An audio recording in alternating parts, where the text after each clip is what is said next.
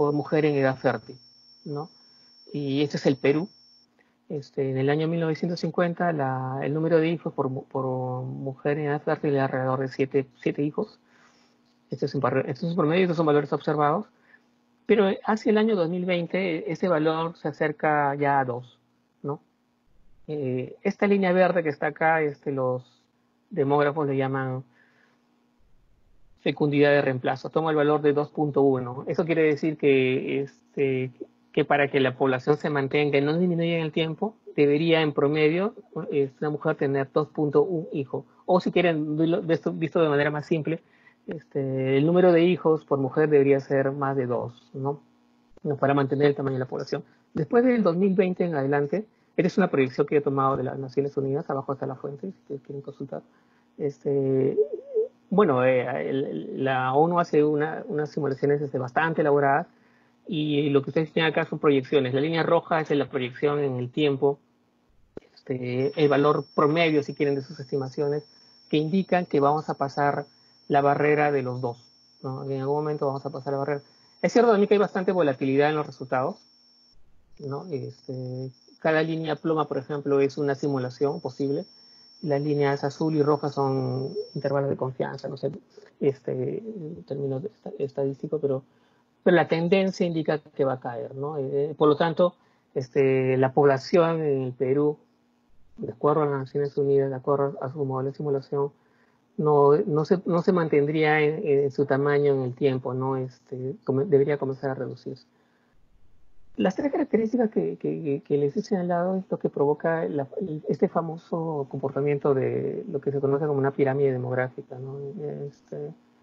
En el primer cuadrante lo que ustedes tienen es el comportamiento de la pirámide demográfica en 1950, como en el 2020 esta pirámide cambia por cuenta de la mayor envejecimiento de la población, la mayor longevidad, si quieren, la menor mortalidad infantil y la menor fecundidad, hacen que nuestra pirámide, como le llaman, esté cambiando, ¿no? Y es un fenómeno demográfico también bastante conocido, ¿no?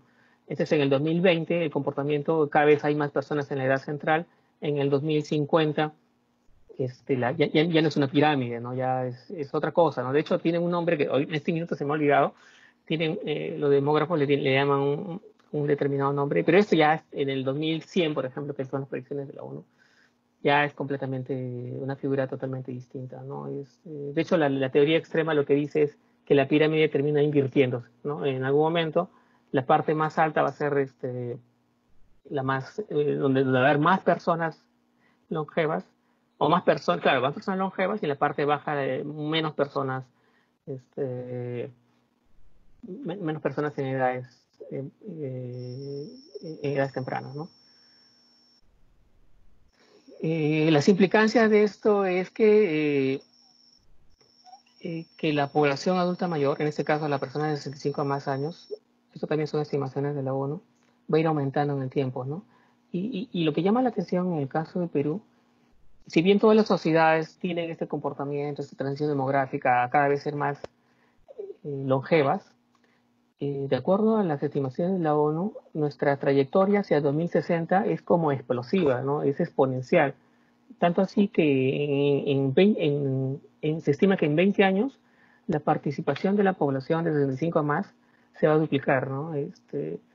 Y que se triplicará en 50 años, ¿no? Que es una transición comparada a otros países de repente más rápida, ¿no? O sea, si quieren, tenemos una ventana más corta de la que se han observado en países como España, que en la que la transición hacia el envejecimiento de la población ha demorado un poquito más, ¿no? Esto, este gráfico se complementa muy bien con este otro indicador, que es el ratio de dependencia. Hay muchas definiciones de ratio de dependencia, pero ahora yo estoy presentando acá uno que compara la población que se encuentra entre los 25 y los 64 años respecto a las personas que tienen 65 o más, ¿no? ¿Eso qué quiere decir? Si, por ejemplo, me pongo en el año 1960, que es casi 10, por cada persona adulta mayor hay 10 personas, llamémosle jóvenes, que están entre 25 y 64, ¿no? Es como que, si quieren leerlo de manera práctica, es como que 10 personas en promedio sostienen con su esfuerzo a una persona en edad de jubilación. Claro que en el Perú eso no necesariamente significa que las personas de 65 más no estén trabajando, ¿no? Probablemente sí lo tengan que hacer en algunos casos, pero la tendencia demográfica es que ese ratio ha ido cayendo en el tiempo. Y a diferencia del cuadro, el gráfico en el cual se mostraba mucha volatilidad, acá no se muestra tanto, o sea, es más claro el comportamiento de este ratio, ¿no?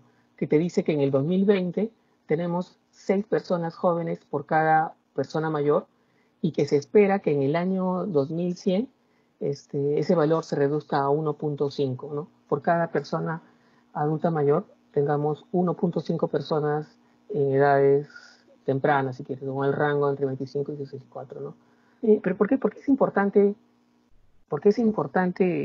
todo esto que les digo y cómo se relaciona con una reforma previsional, ¿no? Bueno, la respuesta es bien simple, ¿no?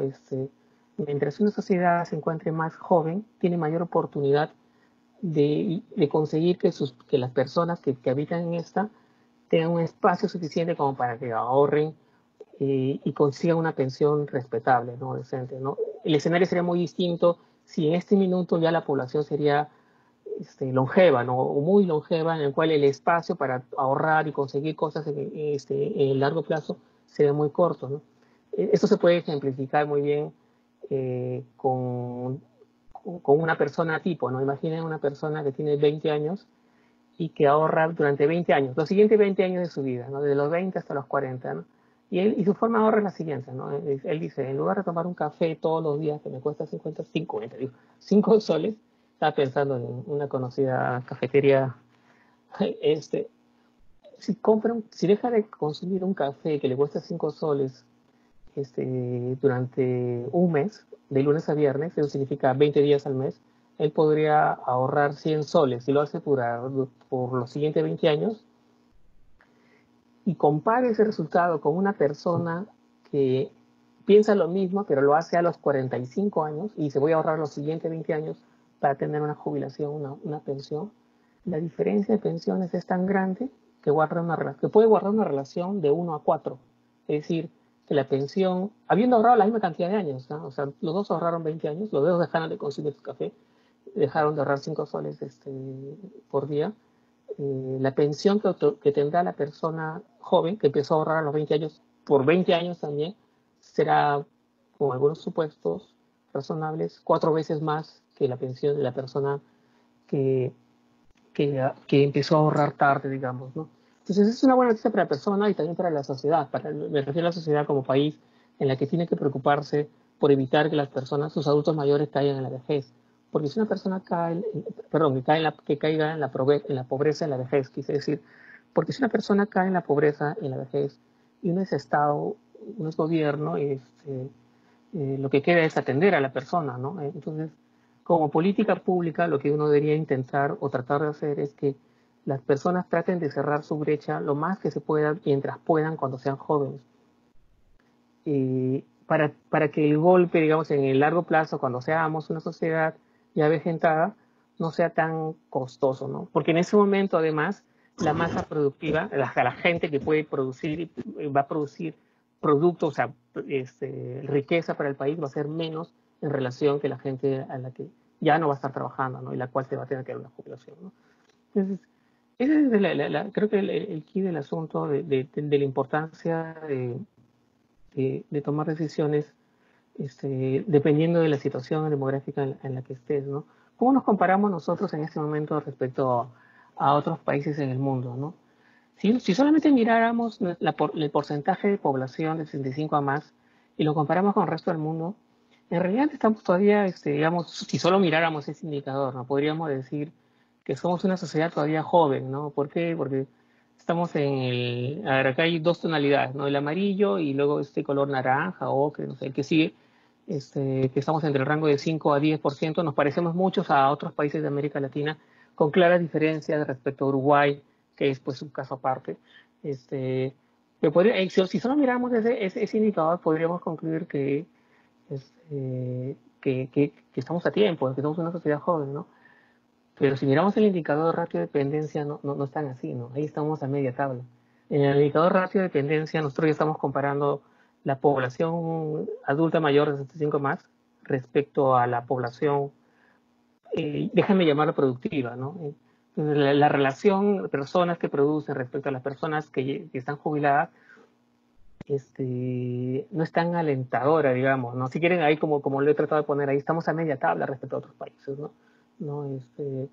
Claro, hay países que están en una transición demográfica mucho más avanzada, como Japón, ¿no? Que pueden ver acá, que tiene un comportamiento que se aleja bastante, que es bastante conocido, ¿no? Japón es una sociedad bastante longeva, y unos países de Europa que también es conocido, que tienen sociedades ya, que en este momento ya son sociedades que se consideran ya envejecidas, ¿no? ¿No? Yo quería relacionar también el tema demográfico dado que el tema está relacionado a la reforma previsional, con un tema también que es importante desde el punto de vista de la reforma, ¿no? Cuando uno piensa en una reforma, y esto ya se ha dicho, ¿no? Con el último informe del Consejo que tuvo a su cargo la reforma del sistema previsional, entre sus recomendaciones estaba el cierre del Sistema Nacional de Pensiones, ¿no? Pero hay un detalle, ¿no? Ahí cuando uno piensa en una reforma, claro, para hacer las estimaciones y ver cuáles son los parámetros o la mecánica que pueda proponer, que van a implicar algunos costos, porque seguramente se están pensando algunos subsidios para estos nuevos afiliados, pero también tenemos un pasivo que ya tenemos que asumir, que son los afiliados al Sistema Nacional de Pensiones, ¿no? Si, por ejemplo, se cierra el Sistema Nacional de Pensiones, tenemos de golpe, hacemos una deuda que es explícita, una deuda que se hace explícita en ese minuto. ¿Por qué? Porque si dejas de recibir nuevos afiliados, o sea, y con cierre del Sistema Nacional de Pensiones me refiero, y así nos referimos todos cuando hablamos del cierre del Sistema Nacional de Pensiones, que no se admiten nuevos afiliados al Sistema Nacional de Pensiones, pasa algo en ese minuto, ¿no? El sistema deja de recibir nuevos afiliados, por lo tanto, los nuevos ingresos ya no se reciben, y también puede pasar que algunos afiliados se vayan al nuevo sistema propuesto, ¿no? Con lo cual hay un doble golpe a las finanzas del sistema nacional de pensiones, ¿no? Hay pensiones que tienes que seguir pagando, pero ya no vas a tener ingresos, ¿no? Recuerden que el Sistema Nacional de Pensiones es un sistema de reparto que su principal fuente de financiamiento son los aportes de los afiliados, ¿no? Entonces, y eso no es, no es el único costo, ¿no? Porque esta deuda implícita de la que les hablo, o sea, que ya existe y que se tiene que honrar, eh, podría sumársele otro componente, ¿no? Como por ejemplo compensar a las personas, y eso es algo que se está discutiendo, ¿no? Compensar a las personas que no se van a jubilar porque no llegan a los 20 años de aporte, ¿no? Y ahí aparecería otro costo, ¿no? Entonces, si el diseño de la nueva reforma o el nuevo modelo que se esté planteando partiera de cero, realmente sería simple, ¿no? Porque en los primeros años, en los primeros 45 años, digamos, no tendrías muchas pensiones que honrar, porque parte de cero, ¿no? Pero eso no es así, ¿no? O sea, cuando nosotros partimos y hacemos un corte en este minuto, ya tenemos que asumir una deuda, ¿no? Una deuda que el Estado ha asumido con sus afiliados, los afiliados al sistema de pensiones.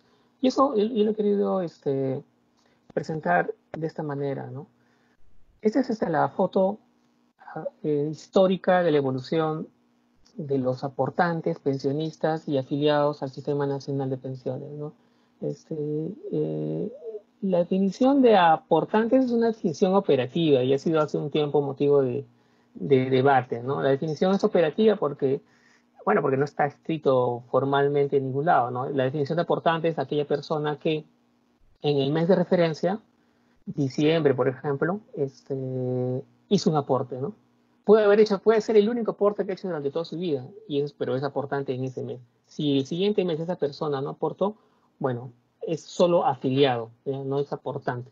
No es como les digo, es una definición operativa. En cambio, el afiliado es aquella persona que al menos hizo un aporte durante su vida laboral y figura en los registros de la ONP como tal, ¿no? Estos gráficos es más interesante cuando uno lo ve como tasas de crecimiento. Miren, esa línea verde que yo he marcado ahí marca un punto de inflexión, ¿no? Es un punto que para los matemáticos que están acá es cuando la segunda derivada es igual a cero, ¿no?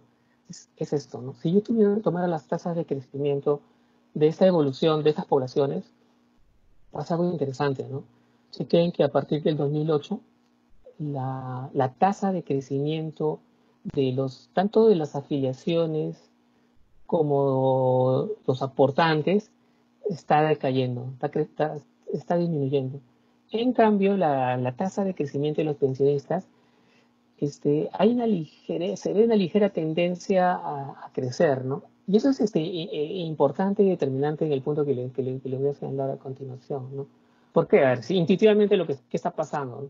Cada vez están ingresando menos, a menor velocidad, nuevas personas que soporten el sistema. Y cada vez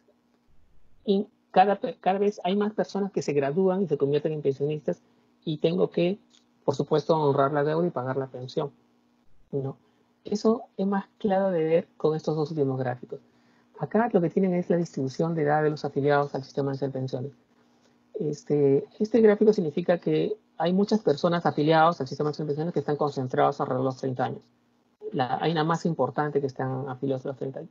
Estas personas en algún momento se van a jubilar, o una parte de ellos, ¿no? Porque por las reglas vigentes no todos van a llegar a cumplir el requisito de los 20 años de aporte, pero una más importante de estas personas van a cumplir los 35 años y se van a jubilar, ¿no? Esto yo siempre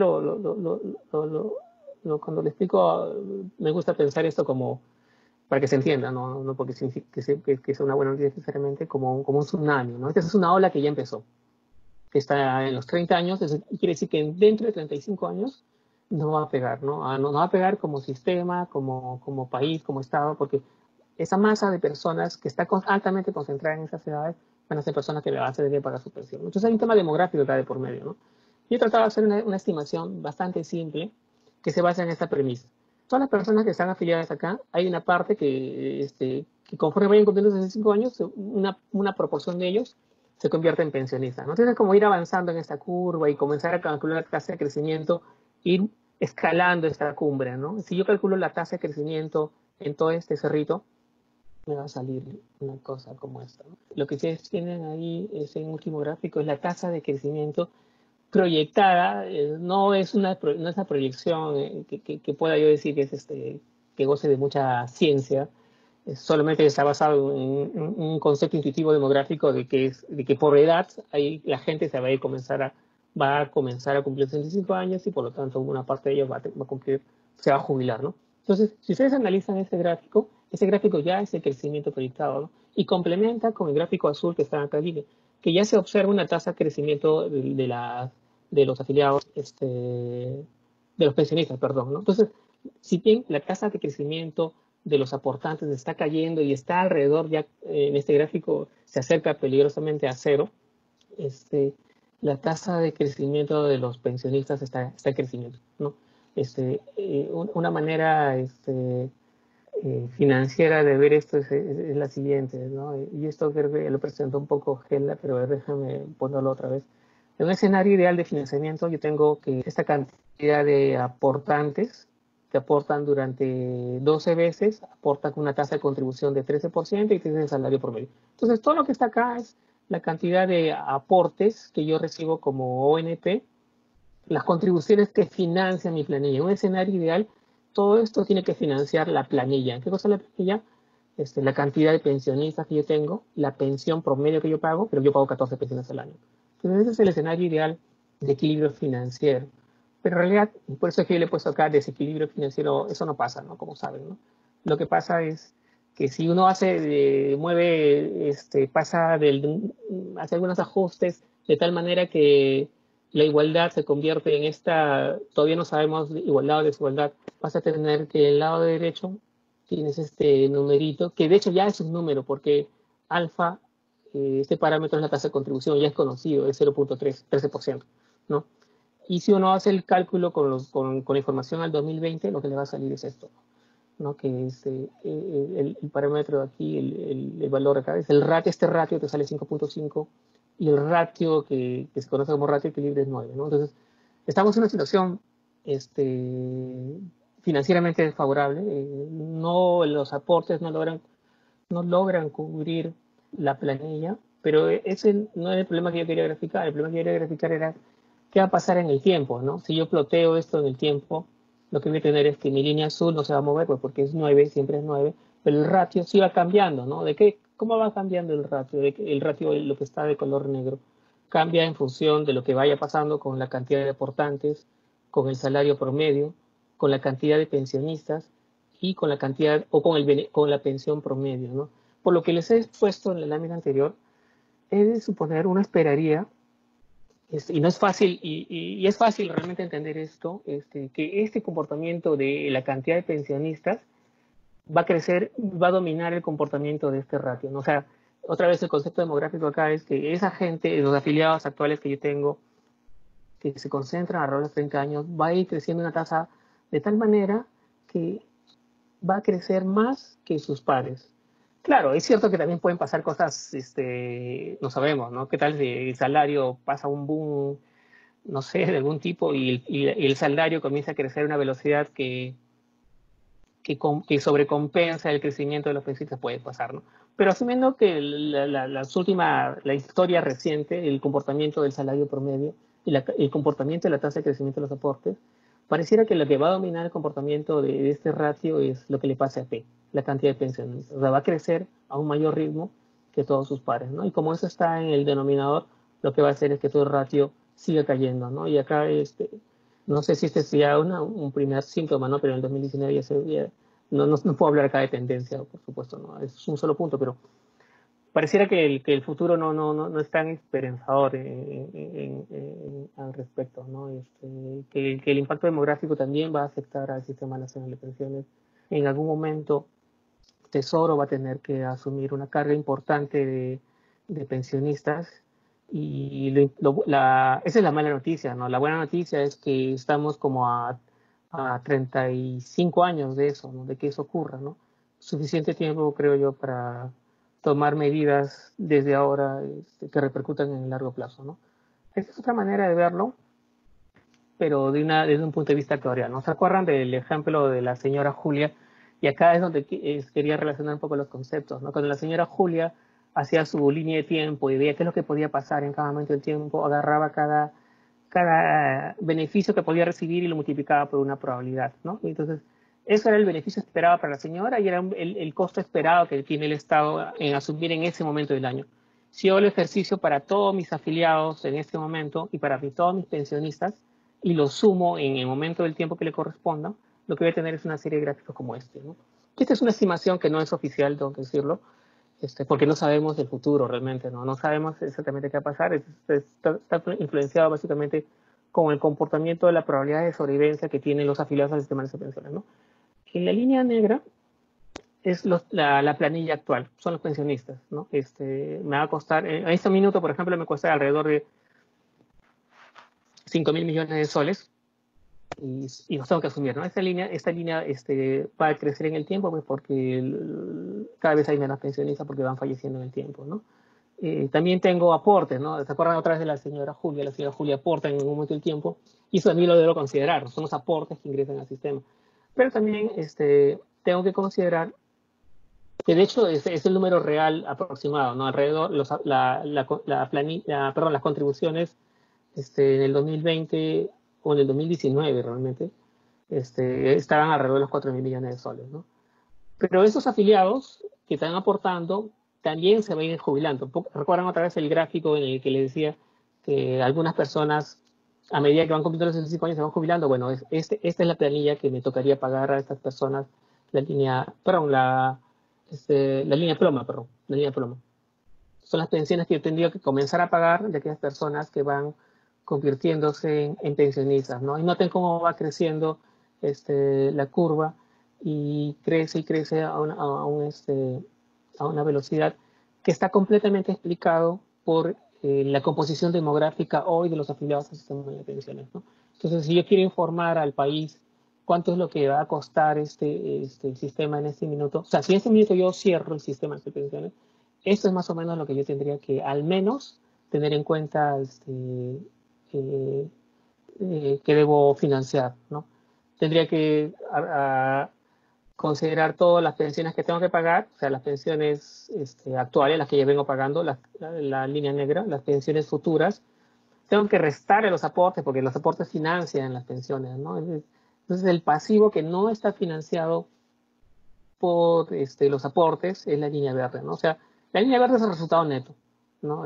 Que es más o menos lo que se observó en el 2019, ¿no? Alrededor de 1.000 millones de soles de brecha no financiada por los aportes, que si bien se va a mantener estable en algún momento del tiempo, va a comenzar a crecer hacia el 2045, ¿no? Y eso también, otra vez, es explicado por el cambio demográfico observado, ¿no?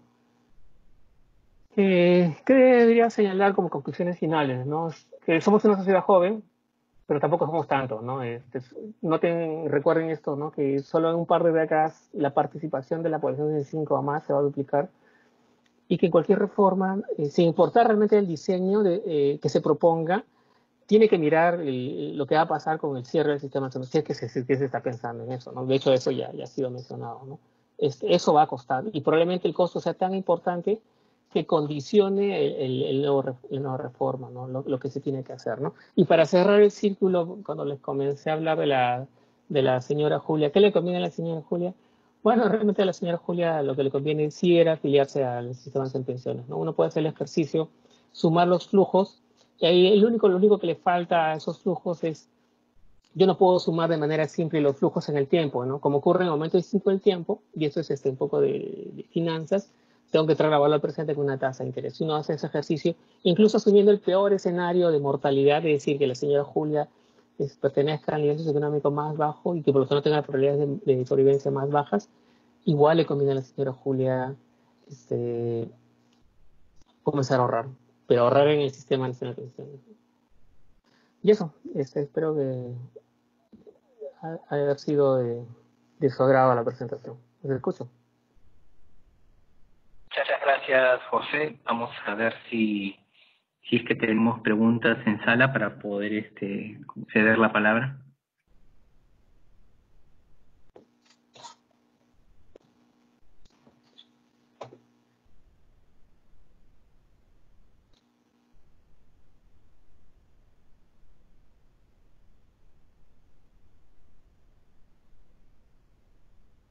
Y no habiendo entonces preguntas, vamos a pasar con Carlos Montoro, el gerente de política monetaria del Banco Central de Reserva del Perú, que nos va a hablar sobre las condiciones macroeconómicas a ser consideradas en un sistema o reforma de pensiones.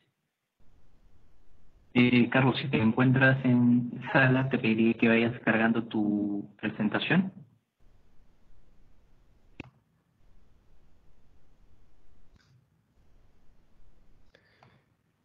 ¿Qué tal? Listo. Buenas tardes. Mientras se carga la presentación, vamos a pasar el perfil. Sí, Carlos, buenas tardes, te escuchamos. Mientras terminas de cargar tu presentación, vamos a pasar a revisar tu perfil. Carlos Montoro es economista de la Universidad del Pacífico, es doctor en economía de la London School of Economics and Political Science, se desempeñó como director general de política macroeconómica y fiscal en el MEF y estuvo a cargo de la Dirección de Estudios Macrofiscales de la Secretaría Técnica del Consejo Fiscal entre los años 2016 y 2017. Ha sido director de Estudios Económicos del Fondo Latinoamericano de Reservas, el FLAR, en el 2015, con sede en Bogotá, Colombia, y economista senior de la Oficina de Representación para las Américas del Bank for International Assessment, del 2010 al 2014 en la Ciudad de México. Carlos, muy buenas tardes, bienvenido a la sala y adelante con la presentación. ¿Qué tal? Buenas tardes, muchas gracias a la UNPP por la invitación. Quería solo confirmar si es que se ve mi pantalla. ¿Aló? Sí, la podemos ver. Perfecto, muchas gracias. Antes que nada Sí, la quería... vemos, Carlos, Sí, adelante. perfecto, muchas gracias. Antes que nada, por favor, quisiera comenzar con una aclaración. Esta presentación es a título personal, entonces las opiniones vertidas en estos momentos corresponden únicamente a las mías y no pueden ser atribuidas a las del Banco Central de Reserva del Perú. Recibí esta invitación para hablarles el día de hoy sobre macroeconomía y pensiones.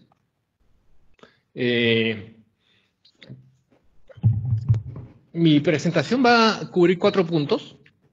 Primero, ¿cuál es la situación del sistema de pensiones? Después voy a hablar de los factores macroeconómicos, la situación macroeconómica actual, y voy a terminar con algunas reflexiones finales, dado el contexto actual, sobre todo del impacto que ha tenido la pandemia en la situación macroeconómica. Si bien voy a hablar de condiciones macroeconómicas, hablando de pensiones, que siempre es un tema de muy largo plazo, es muy difícil no hablarlas si es que no hablamos de demografía. Entonces, agradezco mucho a José por su interesante presentación, que nos ha mostrado la evolución que se espera en el futuro no tan lejano del Perú en términos demográficos, y esto afecta también la evolución del sistema de pensiones. Y voy a mencionar algunos factores, ¿no?, al respecto. En esta primera diapositiva podemos ver cuál es la cobertura actual del sistema de pensiones, ¿no? Actualmente, la población económica activa del Perú es alrededor de 18 millones, de los cuales 17,1 millones es la PEA ocupada al 2019-2018. Pero de esta parte, solo una alta proporción, 2/3 partes, son no cotizantes. Aquellos trabajadores que no tienen un sistema previsional al que han estado aportando, y la diferencia está dado por aportantes al sistema privado de pensiones, alrededor del 18%, 9% a la ONP, 1,6 millones, y 1% a otros regímenes, ¿no? Y tenemos estas 2/3 partes que aportan, que está muy relacionada al sector informal, ¿no? Trabajadores con bajos ingresos, que viene a ser 1/3 parte, y trabajadores informales con ingreso mayor que la RMB, otra 1/3 parte, ¿no? Tenemos un componente muy grande que no está afiliado a ningún sistema de pensiones. En algunas diferencias entre el sistema nacional y el sistema privado, a ver, en el sistema nacional tenemos un número de afiliados de 4,6 millones, pero el número de aportantes es solo 1,6, y alrededor de medio millón de pensionistas, ¿no? Su nivel de ingreso es algo menor en promedio que el sistema privado, y tiene una densidad de cotización de alrededor del 34%. ¿No? Esto equivale de que... La lámina no se ve muy bien, no sé si podría ampliarla. ¿Sí? ¿La lámina? Sí, se ve, bueno, se ven dos láminas, ahora sí, pero ¿Ahora? por favor, si la pudieras ampliar, porque se ven dos láminas, pero dos chicas, ¿no? Ahora sí se ve bien, Carlos. ¿Se ve bien? Bueno, sí, está mejor. Gracias. ¿Sí? ¿Me confirma? Puede ser Sí, problema de las... podemos seguir. Se ve bien. A ver. Voy a hacer algo que parece es que tengo dos pantallas. A ver, voy a tratar de arreglarlo. ¿Qué es esto? A ver. ¿Se ve la pantalla de PowerPoint en este momento? ¿Perdón? No, doctor, no, No. en este momento no se ve. A ver, déjame ver qué se puede estar haciendo. Disculpe un segundo con el problema técnico. A ver, compartir nuevamente.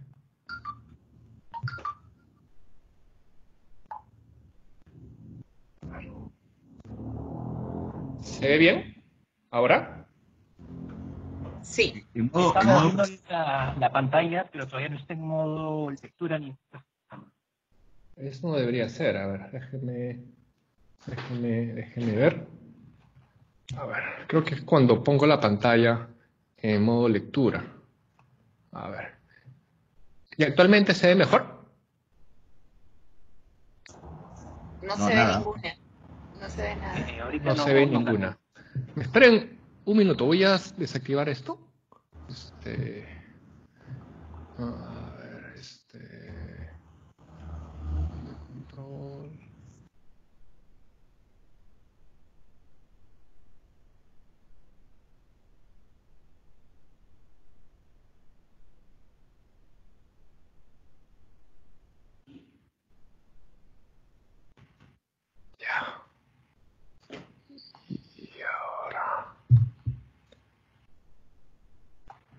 A ver.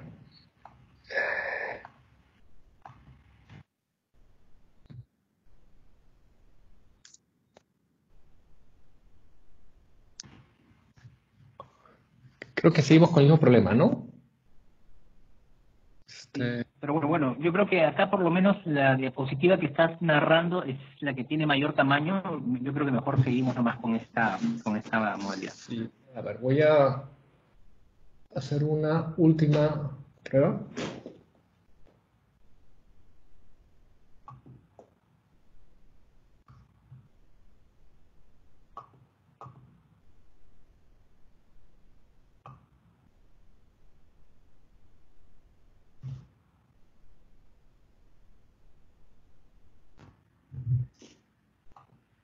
A ver, ¿ahora está mejor?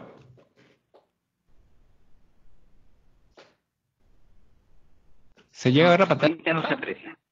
No, no hay nada. Qué problema. Disculpen un momento. Tengo un problema de...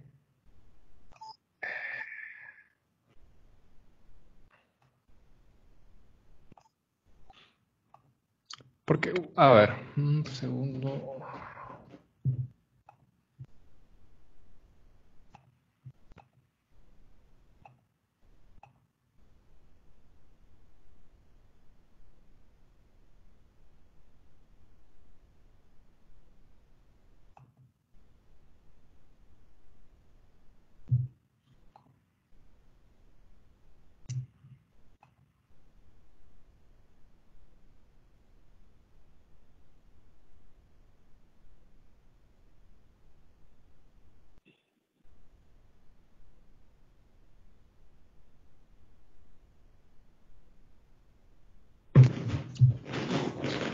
A ver. Creo que sí.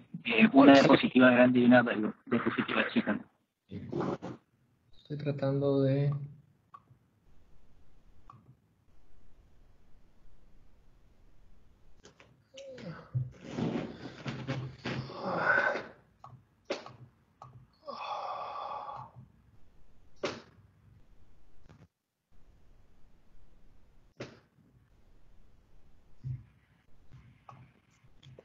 A ver, ¿funcionó? ¿Se ve o no? No, ahorita tampoco se ve, ahorita no son diapositivas. No se ve. Disculpen por esto. A ver, déjame... Pero, Carlos, arreglémonoslas con la versión donde aparecen dos diapositivas y la que estás narrando es un poco más grande. Y esa todavía sí permite ver los datos. Perfecto. A ver.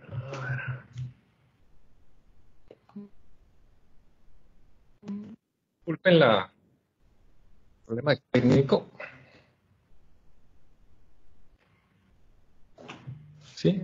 Entonces, en este momento sí se ve entonces, ¿no? Sí, está bien. Ya. Disculpen que parece un problema de compatibilidad del equipo. A ver. En esta diapositiva que de repente no se ven muy bien los números, lo que quería enfatizar es que hay algunas diferencias entre el sistema nacional y el sistema privado, sobre todo en el nivel de ingresos y la densidad de cotización. Se observa que hay una pequeña menor densidad de cotización en el sistema nacional de pensiones que en el sistema privado, 34% contra 40%, pero la tasa de reemplazo en el sistema nacional es mayor al sistema privado. La tasa de reemplazo es 40% en el sistema nacional. Esto significa de que en promedio se espera que la pensión sea equivalente al 40% del último ingreso, mientras que en el sistema privado es alrededor de 25%, ¿no? Hay una problemática en el sistema de pensiones que hay que tomar en cuenta de forma integral, ¿no? Hay varios problemas relacionados a la baja cobertura de afiliados y a la baja tasa de reemplazo, como les mencionaba. Hay 2/3 partes de la población que no están en ningún sistema de pensiones. Asociado a esto está la informalidad laboral, que es un problema que está fuera del sistema de pensiones y es algo intrínseco a la economía peruana. Los sistemas de pensiones están muy enfocados a los trabajadores dependientes, ¿no? también una percepción de una utilidad muy baja del sistema previsional, y en el caso del sistema privado también las comisiones son relativamente altas, ¿no? Otro punto, como les mencionaba anteriormente, era la baja densidad de cotización. En promedio no se llega a cotizar todo el tiempo de vida de una persona, lo cual está asociado también a la informalidad laboral, ¿no? Sea el caso en que mucha gente también se mueve entre el sector formal e informal y no llegan a completar sus cotizaciones durante toda su vida, ¿no? También se observa una baja competencia entre las AFPs por comisiones y rentabilidades. Y tenemos también el tema del retiro de pensiones, ¿no? El retiro del 95,5% de pensiones puede dejar a unos afiliados sin pensión, ¿no? Actualmente vemos que el sistema privado no funciona como un proveedor de pensiones. También otro problema es que el sistema público otorga pensiones solo cuando se realizan 20 años de aportaciones. Y existe un sistema no contributivo que otorga pensión a pobres extremos de 65 años a más, que ayuda a resolver parcialmente este problema.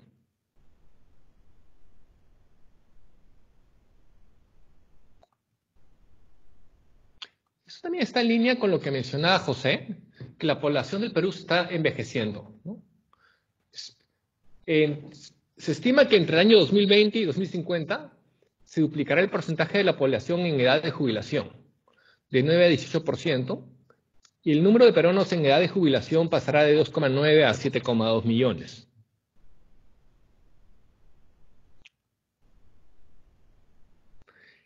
Con esto, el ratio de dependencia tendrá una tendencia creciente. Actualmente, el ratio de dependencia, que es el ratio de las personas entre 0 y 14 años y la población mayor de 65 años, entre la población en edad de trabajar entre 15 y 64 años, ese ratio es 51%. Se estima que en 50 años, al 2070, ese ratio va a aumentar a 65%, ¿no? ¿Qué implica esto? Básicamente es que cualquier sistema de pensiones como el de reparto va a tener problemas de financiamiento. La demografía es fundamental en un sistema de pensiones de reparto, pues influye en los ingresos de los fondos previsionales y la evolución del número de pensionistas. Como sabemos, los ingresos dependen, entre otros factores, del número de aportantes al sistema, lo cual está vinculado en la población en edad de trabajar, de sus aportes y sus ahorros previsionales. Entonces, la evolución del número de pensionistas también está vinculada a la distribución de las edades de la población y las tasas de mortalidad. Conforme la población envejece, el número de pensionistas se va a hacer más alto, ¿no? Y el costo fiscal también de cubrir ese mayor número de pensiones va a ser mayor. Entonces es importante mantener un equilibrio para que las pensiones estén adecuadamente financiadas y el sistema previsional sea sostenible en el tiempo.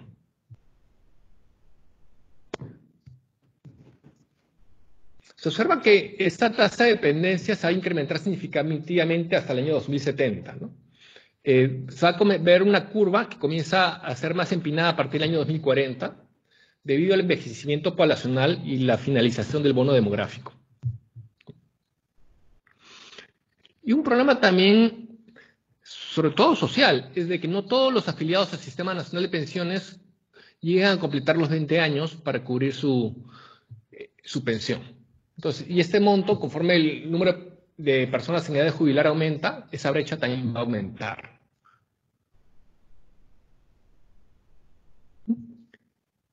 En cuanto a los factores macroeconómicos, creo que hay que tomar en cuenta algunos puntos.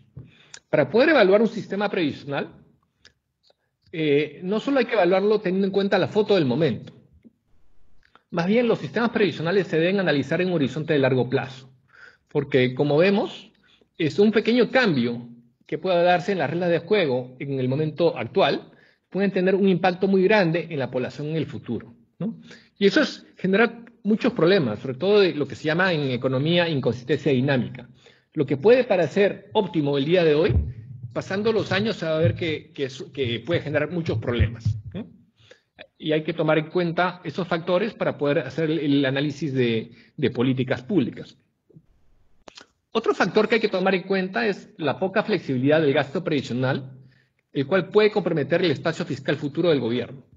El gasto previsional es un gasto poco flexible, dado que ya es un acuerdo, es un compromiso del gobierno con los pensionistas, ¿no? Entonces no se puede ajustar y básicamente si este gasto previsional aumenta mucho y está desfinanciado, va a haber poco espacio para cubrir otros gastos necesarios, como por ejemplo educación, salud, inversión pública. Entonces se deben analizar los indicadores que capturen sus efectos intertemporales y también tener en cuenta las mediciones del saldo de pasivos asumidos. Por ejemplo, para poder entender cuánto es los compromisos del Sistema Nacional de Pensiones, hay que tomar en cuenta una medida que se usa, que es el valor presente de esas contribuciones que se tienen que pagar, ¿no? Esto propiamente no es deuda pública, pero es un pasivo contingente implícito del gobierno. Es un pasivo, efectivamente, es una obligación que se tiene con los pensionistas que habrá que, conforme pase el tiempo, se tiene que honrar, ¿no? Estimaciones, por ejemplo, para el año 2016 de la misma ONP tenían un valor de 16,5% del PBI para esas obligaciones.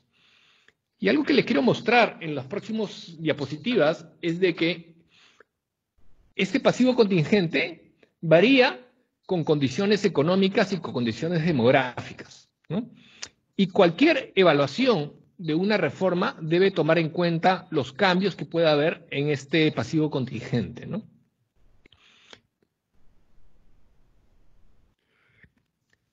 Los principales factores macroeconómicos que afectan la sostenibilidad del Sistema Nacional de Pensiones son tres. Uno es la evolución demográfica de la cobertura del Sistema Nacional de Pensiones. Como por ejemplo factores, la longevidad, qué tanto puede vivir la gente, cuántos años más con las mejoras tecnológicas y salud pueden vivir en los próximos años. ¿Cuál es la cobertura del Sistema Nacional de Pensiones?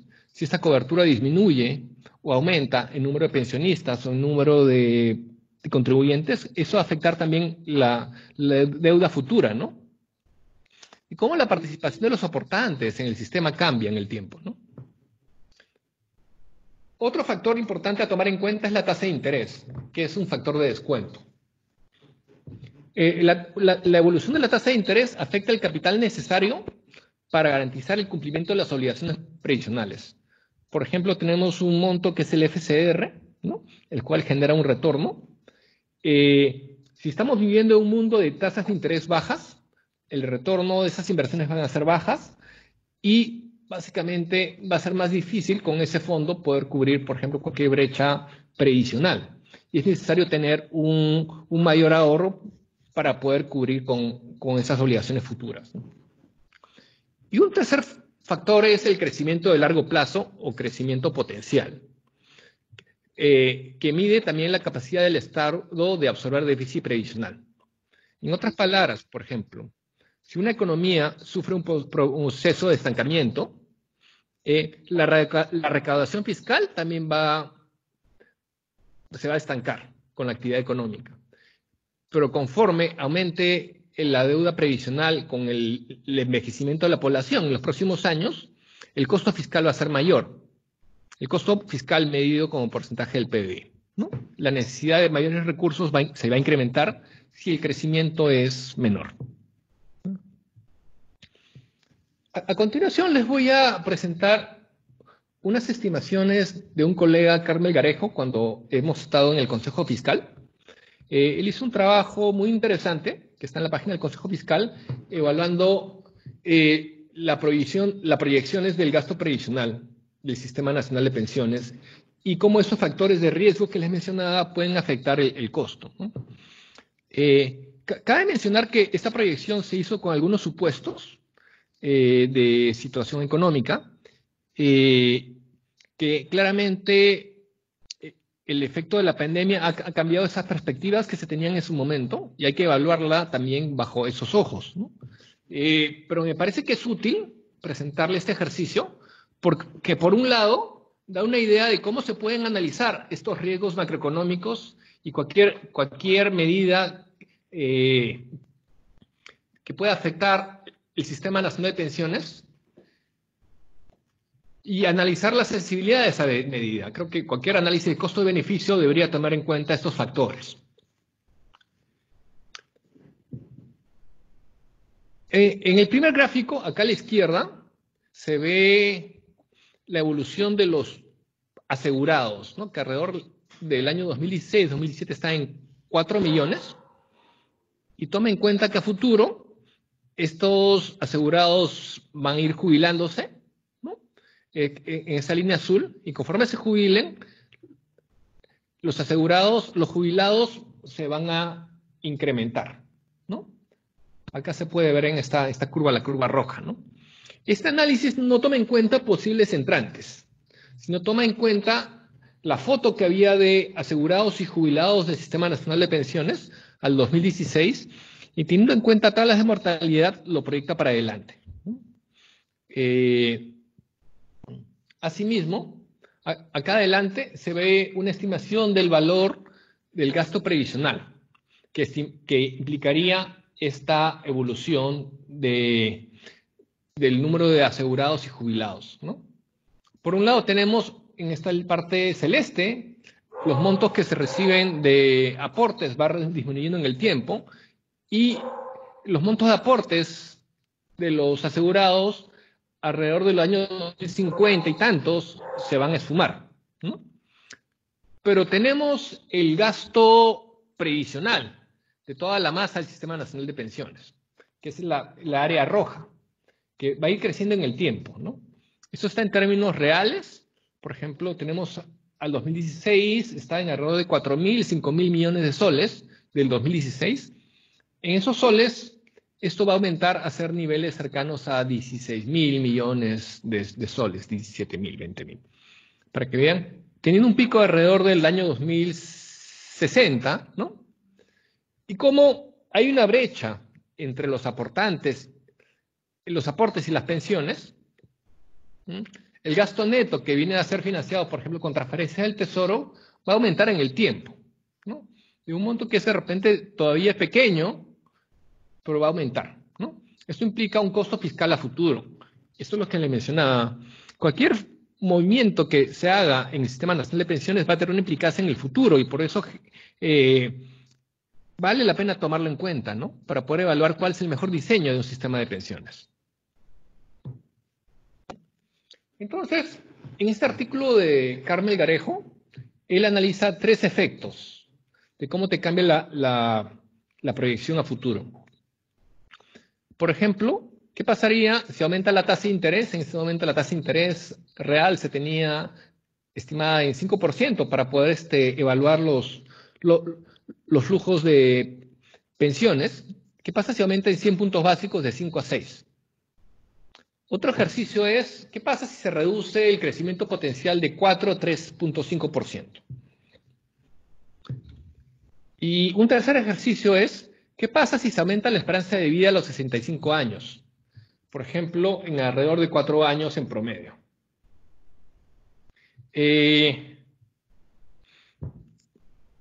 Por ejemplo, se encuentran alrededor de 83 años y pasaría a 87 años, como se ven los cambios en las tablas de mortalidades de otros países, como por ejemplo un país cercano como el caso de Chile, ¿no? Se hace este análisis, se muestran 4 indicadores para poder mostrar los impactos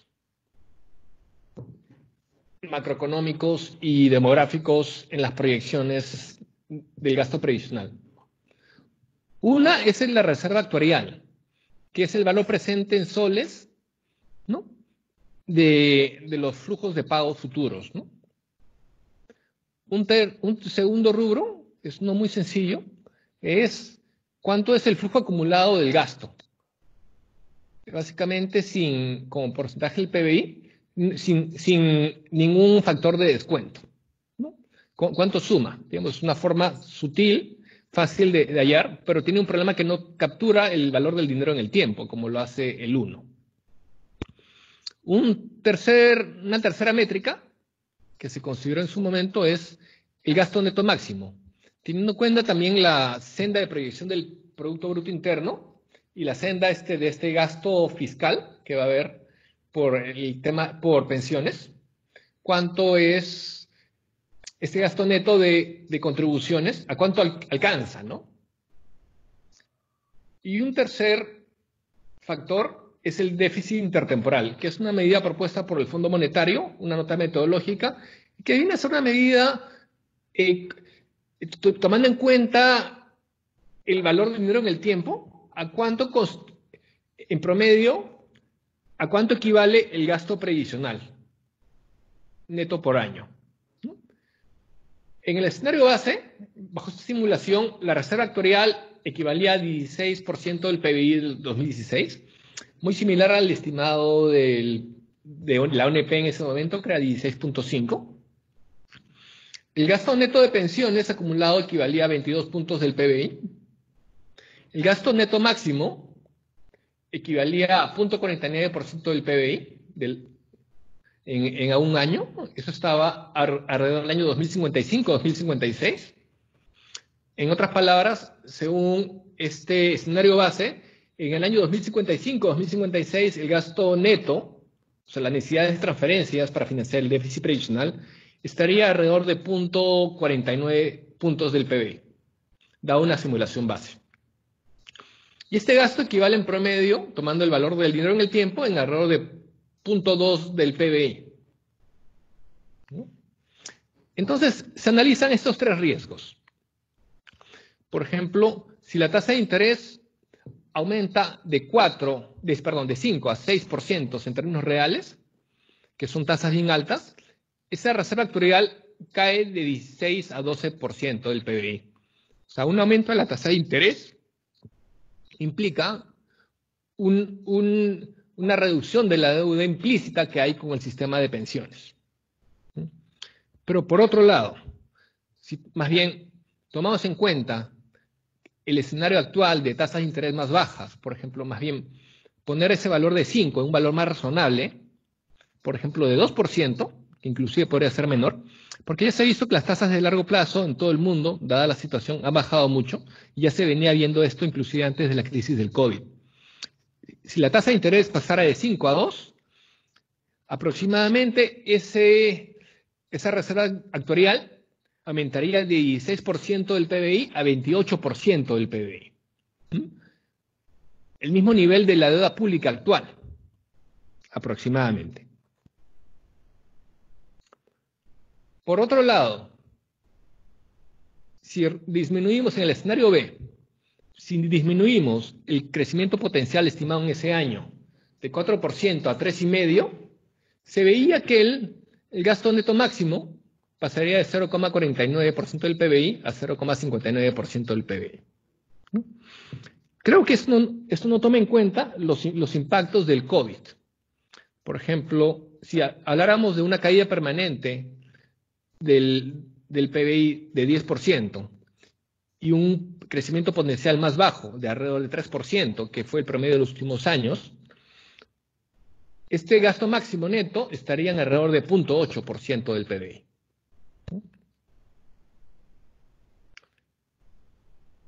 Finalmente, si aumenta la longevidad en alrededor de 4 años, solo por ese factor, la reserva actuarial aumentaría de 16 a 18,5. El gasto neto máximo aumentaría de 0,49 a 0,57 y el déficit intertemporal de 0,2 a 0,24. ¿no? Se hace un análisis de estrés tomando en cuenta los escenarios B y C y se ve también un aumento significativo del gasto neto máximo. Podríamos tomar en cuenta todos estos factores que les he mencionado actualmente y veríamos que sería inclusive más fuerte de lo que vemos actualmente. Acá en la siguiente figura se muestra nuevamente las simulaciones, tanto en el A la izquierda es el escenario base, la evaluación de los aportes de las pensiones y el gasto neto en términos del PBI. Por eso toma en cuenta esta senda de crecimiento potencial de 4%. ¿no? En el escenario B se ve que si tenemos este incremento o esta reducción en el crecimiento potencial, se ve un incremento fuerte en el gasto fiscal como porcentaje del PBI, ¿no? Y vemos que en muchos de estos casos puede llegar cercano a 0.8, haciendo el cálculo rápido que les mencionaba, bajando las tasas de interés y también reduciendo el potencial, teniendo en cuenta el choque del COVID, ¿no? El aumento de la esperanza de vida, fácilmente esto también puede llegar por encima del 1%, ¿no? Para tener una idea de las magnitudes, hay que tomar en cuenta que, por ejemplo, para este año se estima que la inversión pública del gobierno general será alrededor de 4 puntos del PBI. Y solo la recaudación del impuesto a la renta para este año va a ser alrededor de 5 puntos del PBI. Estamos hablando, cuando uno lo ve en montos significativos, en montos como porcentaje del PBI parece pequeño, pero para el nivel de recaudación de la economía actual y el nivel, por ejemplo, de necesidades son números importantes.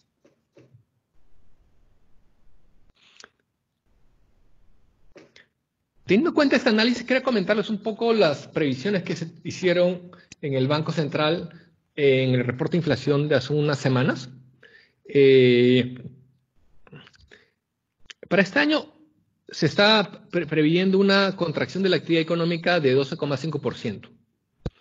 Esto es generado por el impacto del COVID, básicamente por las medidas de cuarentena, y esto implica la caída más fuerte de la actividad económica en los últimos 100 años. Se espera que la mayor caída de la actividad económica se haya dado en el segundo trimestre, y a partir de acá comienza una recuperación en los siguientes trimestres. Porque se estima que para el segundo trimestre la actividad económica va a ser 67% de lo que fue en el último trimestre del 2019. Y para el cuarto trimestre del 2021 todavía vamos a estar por debajo. 98% del nivel de actividad económica del cuarto trimestre del 2019. Recién al primer trimestre del 2022 estaríamos llegando, según estas previsiones, al nivel de actividad económica pre-COVID. Un factor detrás de esto ha sido el cierre más prolongado y casi generalizado de las actividades económicas en el Perú, que han llevado a la mayor caída del producto durante el tiempo de la cuarentena y la mayor caída en comparación de otros países de la región. Por ejemplo, en Chile se tienen estimaciones, ya la actividad económica cayó en 14 y 15% entre abril y mayo. En Colombia 20% en abril, México 20% y en Perú en 40% y 32,8% en mayo, ¿no?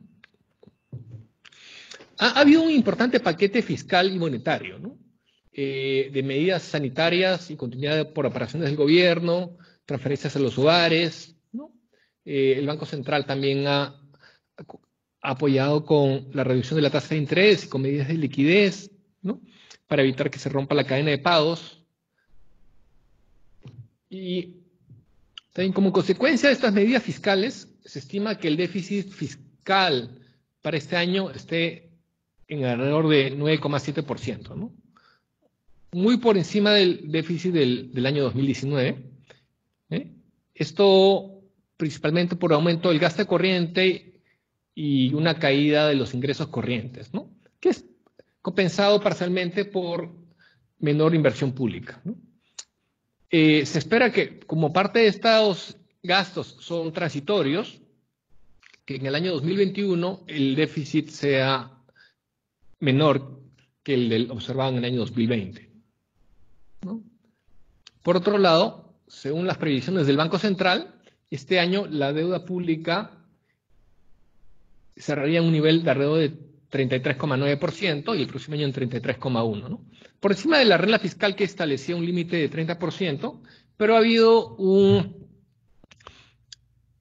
suspensión transitoria de las reglas por estos 2 años, ¿no?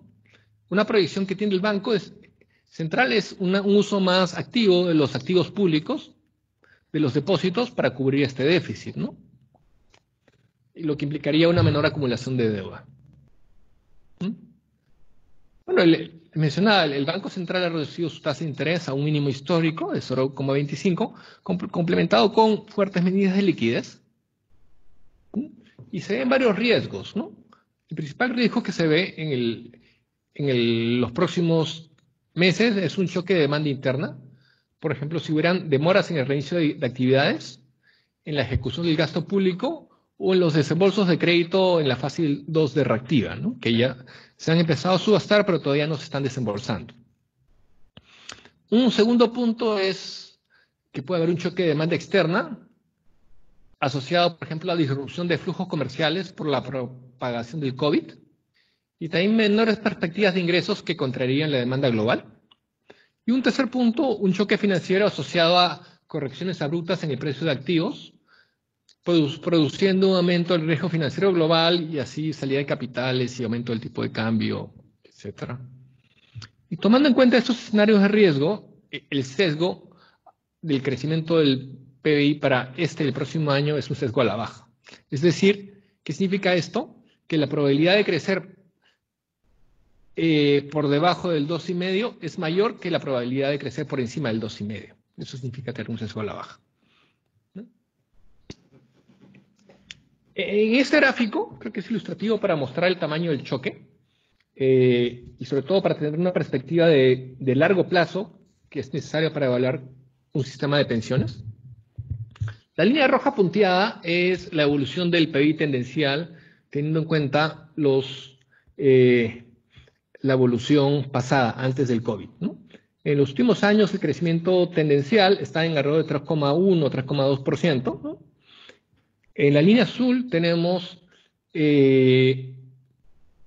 la caída la actividad económica para este año y una menor actividad económica, una menor caída, pero una recuperación en el 2021.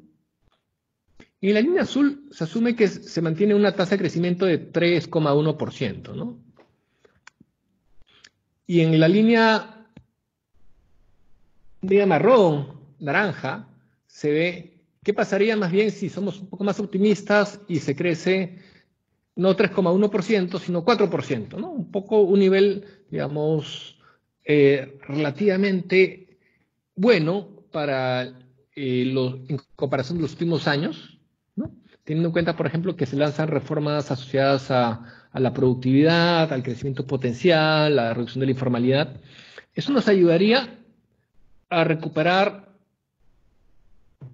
el producto perdido, ¿no? Llegar al nivel tendencial en alrededor del año 2032, ¿no? Tomaría alrededor de 12 años poder llegar al nivel que hubiéramos llegado si es que no hubiera sucedido el choque del COVID.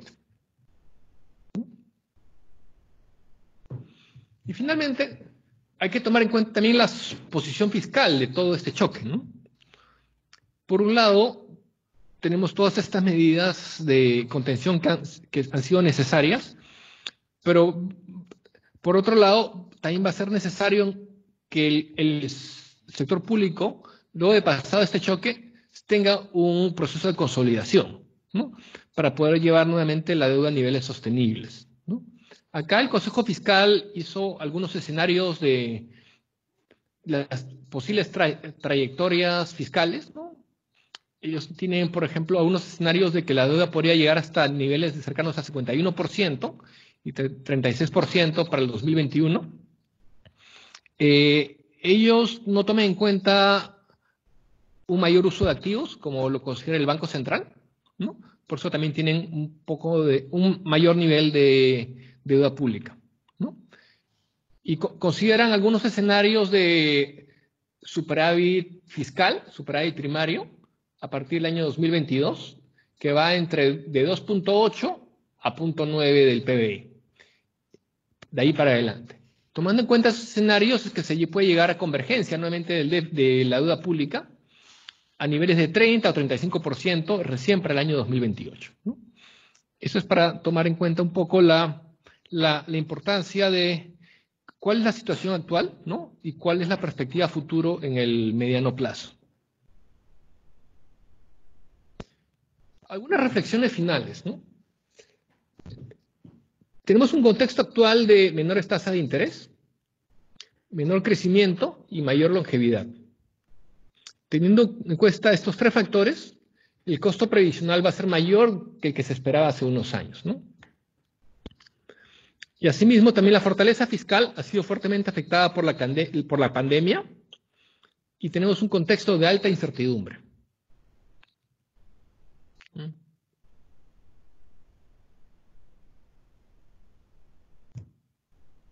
yo me quedaría por acá. No sé si tienen alguna pregunta.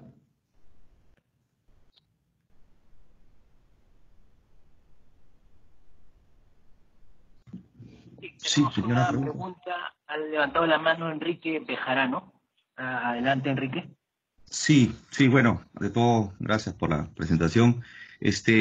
Bueno, más o menos en resumen, uno tiene efectivamente un sistema nacional de pensiones que como lo han mencionado los dos expositores, a futuro va a tener pocos aportantes y muchos pensionistas.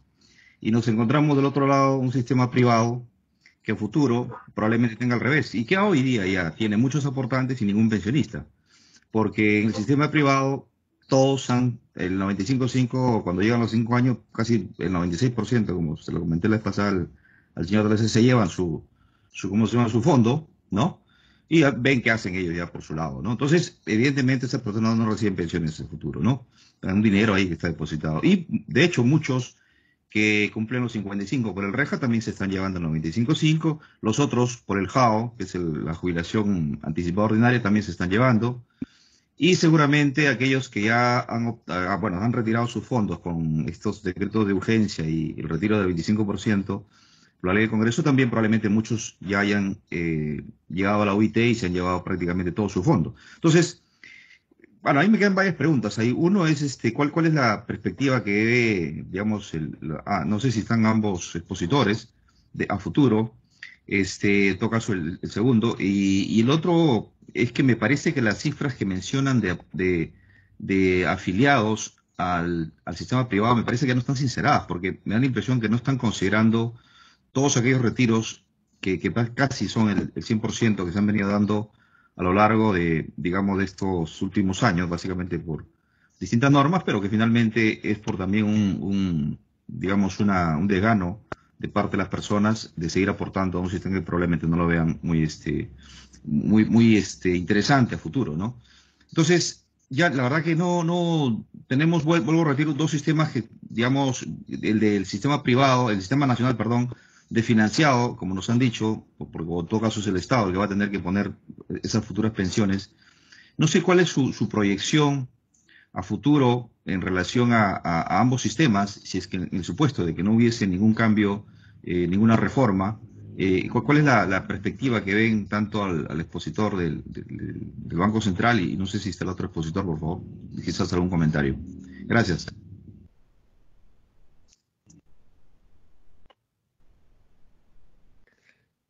A ver, ¿qué tal? Buenas tardes. Creo que es una excelente pregunta.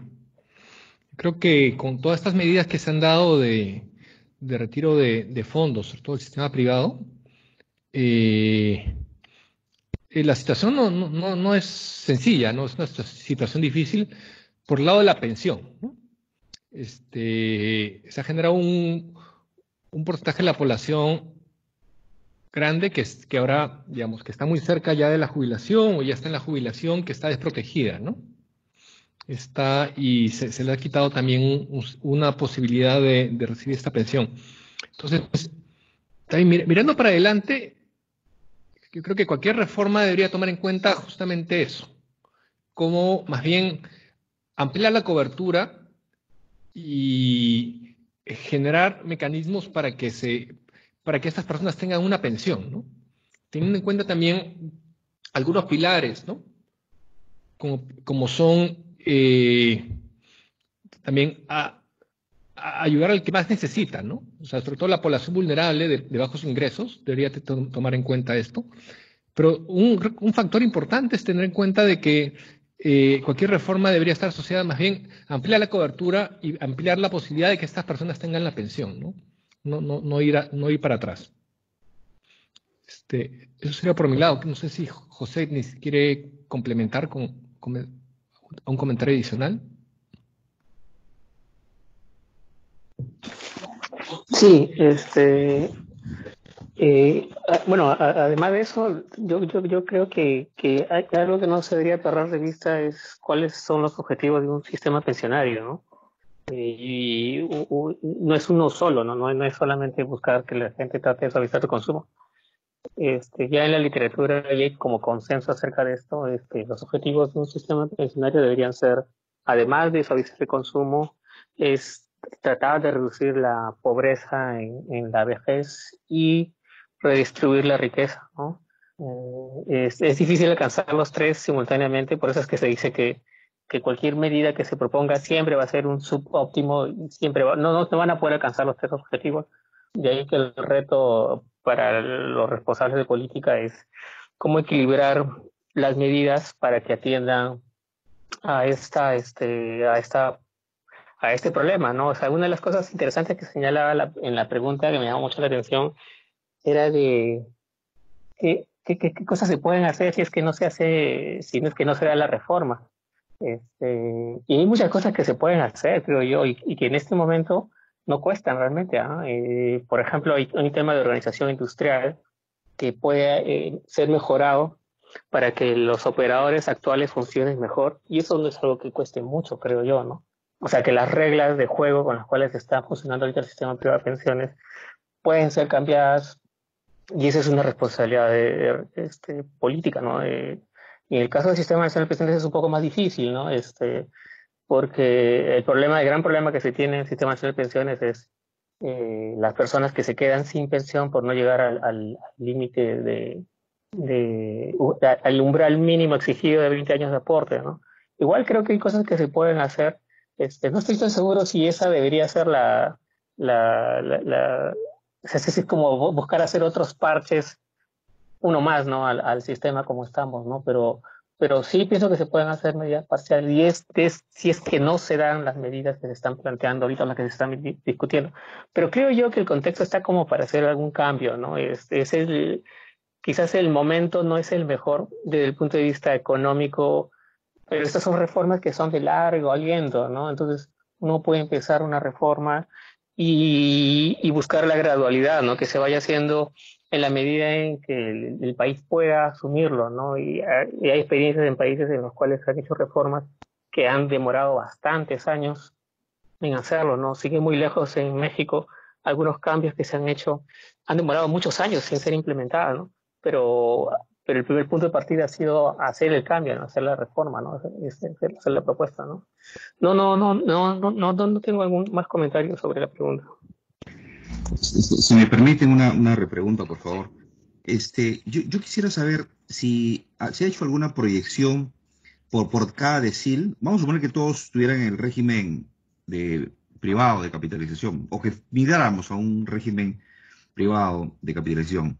¿Se ha hecho algún estimado por decil, o sea, por nivel de ingresos, más o menos cuánto sería, asumiendo obviamente el nivel de ingresos y qué sé yo, unos 30 años de aportes, cuál sería la pensión promedio por decil? Porque claro, el problema de capitalización es que la pensión va a guardar la misma relación de los ingresos, ¿no? Por lo tanto, los que tienen ingresos altos, sí, pues seguro que van a tener buenas pensiones, pero los que tienen ingresos bajos, bueno, probablemente no. Entonces, no sé si esa tasa de reemplazo que hablan es igual para todos los deciles. No sé si ahí nos podrían ampliar un poco porque claro, digamos, hablar de una sola tasa con una heterogeneidad tan grande de ingresos y por lo tanto de aportes durante la vida de toda de la población, no sé si se tiene ese dato a nivel de cada decil, ¿no? Tanto de los deciles más bajos como los deciles de mayores ingresos, ¿no?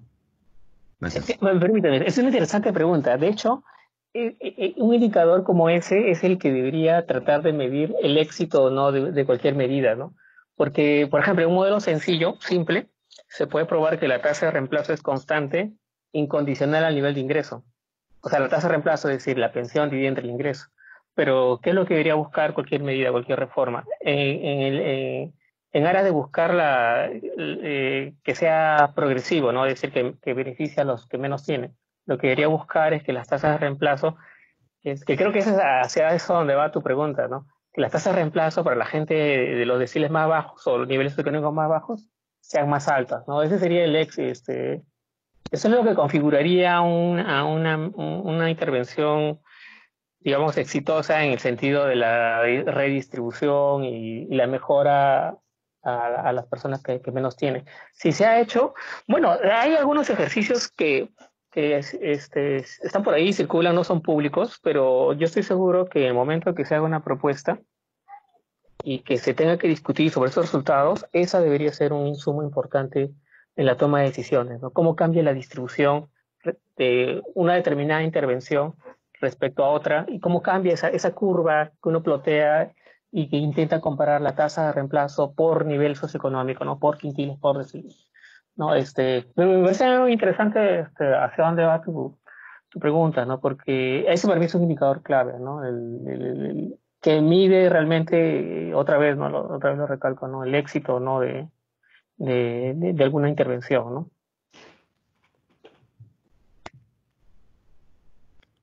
Ok, gracias. Sí, yo comparto la posición de José, me parece que es un análisis interesante, o sea, el tema de la distribución del ingreso y el impacto de las medidas también por los deciles, ¿no? Creo que cualquier reforma o también propuesta debería tomar en cuenta esos factores, ¿no? Y creo que la información me parece también está, o sea, la ONP tiene una buena base de datos, creo que se podría trabajar en ese aspecto, ¿no? Creo que sería muy productivo.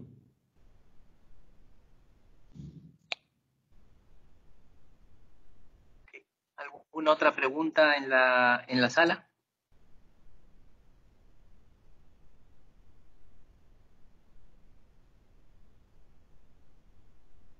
No, gracias.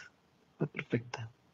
Bien, no habiendo más consulta de los asistentes, procedemos a cerrar esta cuarta sesión, este cuarto módulo, no sin antes agradecerle nuevamente a nuestros expositores que nos han acompañado el día de hoy, ¿no? En primer término, Carlos Montoro, ¿no? El gerente de política monetaria del BCR, quien ha cerrado la intervención, y a primera hora a José Valderrama, asesor de la alta dirección del ONP. Gracias nuevamente por sus intervenciones. Y bueno, nos encontramos el día viernes en el siguiente módulo. Muchas gracias a todos por su gentil asistencia esta tarde. Hasta luego. Gracias por las exposiciones. Saludos. Perfecto, muchas gracias. Gracias. Muchas gracias. Gracias, saludos.